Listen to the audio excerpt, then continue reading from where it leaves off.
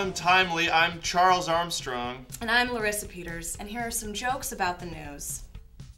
Last Wednesday, at the Wall Street Journal's All Things Digital conference, personal computing giants Steve Jobs and Bill Gates held a highly anticipated public conversation about their pasts and futures.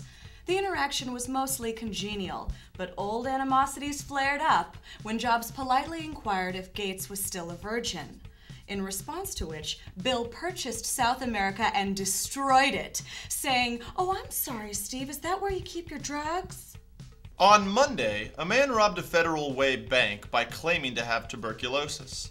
Police believe the man was just exploiting the media's recent tuberculosis scare, but as an added precaution, if you do use banks, please burn all of your money.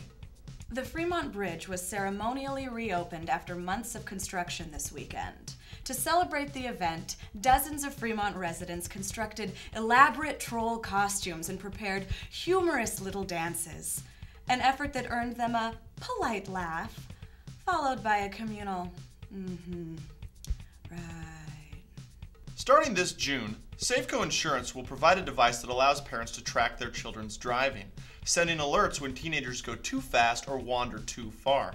Many parents have already expressed interest, with some fathers wondering if the device can possibly be installed on their daughters' V-cars.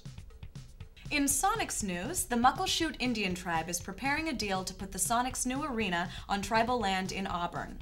As part of the deal, Muckleshoot elders would request that the team's name be changed to the Seattle Treacherous Anglo-Saxons. Meanwhile, owners of the women's basketball team, the Seattle Storm, have openly wondered if they might also play in the new arena, to which the tribal chairman responded, "Man does not watch Nature Channel to see herbivores, despite their superior fundamentals."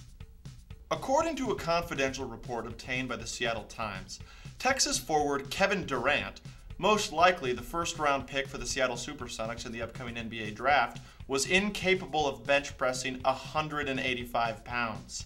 When asked if they were concerned about Durant's poor physical fitness, a representative from the Sonics said, "Not really. We've been looking for a guy to fill that niche ever since we lost Scheffler."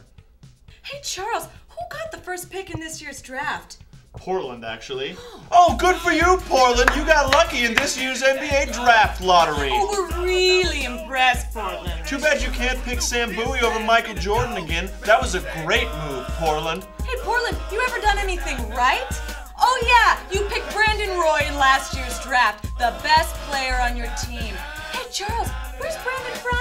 Seattle, I think. Yeah. Born and bred. And you know what? He hates Portland. That's right, Portland. You suck. On Tuesday, Seattle startup Avo unveiled its cutting-edge ranking system for thousands of U.S. attorneys. Avo's algorithm is unique in that it assigns each attorney a score on a scale from weasel to snake. After a 4-month investigation in which 2 officers went undercover as Federal Way high school students, police have arrested 13 people for selling a slew of drugs, including cocaine, ecstasy, and marijuana in public schools. When being honored by the police force for their achievement, the officers were gracious, thanking God, their spouses, and a young Johnny Depp. And finally, this month's Rainier Ale 10 Proof Award goes to former Seattle detective Deanna Jarrett, who was pulled over with a Washington state record .47 blood alcohol content. When asked what it felt like to break the record, Jarrett was modest, saying, "Does anyone have a fucking aspirin?" Oh, wait. Well, that's just about all the time we have here at Seattle Untimely. As always, please feel free to email us at seattleuntimely@gmail.com. And remember, Seattle, if you didn't hear it from us... You shouldn't have been listening to the first one.